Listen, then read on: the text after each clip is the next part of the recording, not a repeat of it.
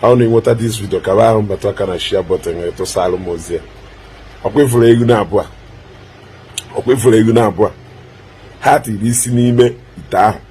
So Fuchukwu ugbu ife ha na-abụ chọgidolu wee fu onwe ha n'ime wee fu isi ha n'ime ite a. Onwe ka wule ebe ha na-enyo ike ndị nsọ.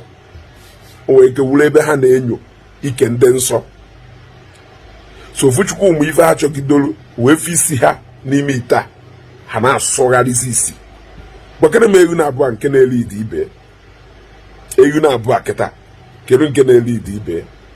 Ngwana nekene nwanne anyị nwoke odogwu nwere ngabasị ebe o shiri basket kpọghee ye mmiri na-abaghị mmiri na-apụ ọ nọrọ patiently na-eche ka mmiri ju na basket na-ehi ehi gwara nkọwara gị ife ọkwa ifuru ewu na abụọ tiri isi n'ime ite were asụgheri isi. They can best be described as Mathias na ụfọdụ ndị otu isi ka ha na-asụgheri ha emugho any direction ha define nwe ebe ha na-eje si ike ndị nsọ ka ha na-enyo ha na-ewole anya je na-enyo ife amataro ife asụpụzụrụ ịbụ any problem at all instead of ya ewolu your energy na-ehold your government iji your collective resources accountable na-eme proper checks and balances enọrọ na-enyo ike ndị pastors ihe enyogide one day ijele isi ya atogo n'ime ite ọkwa isi ya atogo n'ime ite. You can also explain that video like that. Isi ijele atogo n'ime ite ọ na-agbagharịzi. Then what of Mathias na ụfọdụ ndị otu na-akpagharị ebigharị aka ha bi aka na Lordshiping ha ebi aka na nka ha ebi aka na Ebuka Obi ha sị Baịbụl jikwa wee sị ha sị nke a wee mee akọlụ n'elu akọlụ n'ana akọlụ n'elu akọlụ n'ana etu ka ha si asọgharị isi n'ime ite a. Then ndị otu guru ezi Igbo ha ndị sere na 10 years from now ndị otu Makaveli ha ndị sere na 4 years from now na ndị mmadụ agha agụzi Baịbụl na ndị mmadụ agha ejezi ụka na agha agbụ n'ụka ọkụ gbaa ndị pastọs ọkụ na ha yesi n'ala Igbo pụọ na agha achụmihe n'ala Igbo. You can best describe them as this man who shiri this basket sugara na na-eche. You people will wait forever. You will wait forever because ọwụrụ ha na mmiri ya ejunwu na basket ya na nkata ya echile ebe a ịma na ụka ya na n'ala Igbo. Ọwụrụ ha na mmiri ya ejunwu na basket ya dị ebe a ịma na ya agụdebe Baịbụl baị.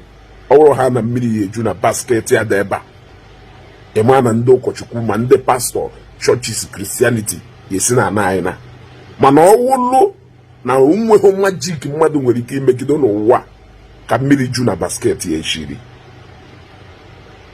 Ọwụlụ na onweghị majik enwere ike imegide n'ụwa ka mmiri ju na basket ya eshiri.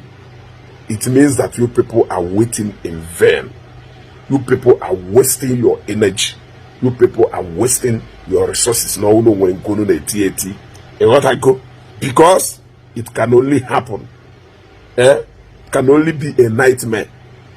You can only be swimming in fantasies. Dream Island. Dream Island. Joseph Olonlo. Because na nkata ha ga-eshi na teshi. Ayeju eju maka na ọ na-ehi and ebe o si ehi buru ibu. So there is no way ọ yesi wee ju. For ndị na-asụgharị isi sọgharị ebe n'isi. Ụnụ na-asụgharịkwa isi n'ime ite ahụ Mathias na ndị otu ma gwụrụ na ụnụ na-asụgharị isi n'ime ite ma gwụrụ mgbe ụnụ lute na briji ebe ụnụ nwere ike ịdakpu n'ime ma gwụrụ mgbe ụnụ sọgharịgidoro isi a lute ebe ọkụ na-agba ma gwụrụ mgbe ụnụ sọgharị ebe ala isi a lute ebe transfọma dị ma gwụrụ mgbe ụnụ sọgharịgidoro isi a wee lute n'etiti kota ebe trela na ndị otu ya na-aga ma gwụrụ mgbe ụnụ sọgharịgidoro isi a wee lute na train station ebe tren si aga. Ife niile a mkpọrọ the capable of igbu mmadụ ịghọtago.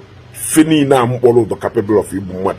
Ife niile a mkpọrọ ife mmadụ na neediri ịbịa close with his or her consciousness ịghọtana. Ịma na ọnwụ ya egbu nwa nkịta aha ekwe ya n'isi sense. Ọnwụ ya egbu nwa nkịta aha ekwe ya n'isi sense.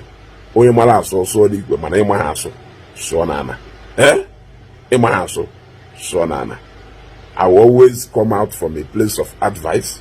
I will always come out from a place of advice. Stop waiting because you are waiting in vain. Instead of waiting for Christianity to go, instead of waiting for Christianity to fall, instead of waiting for churches to close, instead of waiting for pastors to leave your land, why can't you start inventing things? Why can't you start developing our land? Why can't you start teaching people more about tradition? Why can't you start teaching people more about what is not our tradition? Why can't you start calling out those things people now portray as our tradition? Anything look at tradition, fear less. Why can't you start pointing it out to people? Why can't you start guiding people?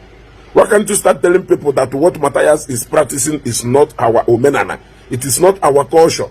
Because now, only concentrate in the Kuno Kayana. No look another person may make a mess of our tradition. Are you going to start fighting for that one last? As in the Madonna Zota Chana, where Zoute. Zota go to Nana. Establish go to Kandemadu Efa when you that culture.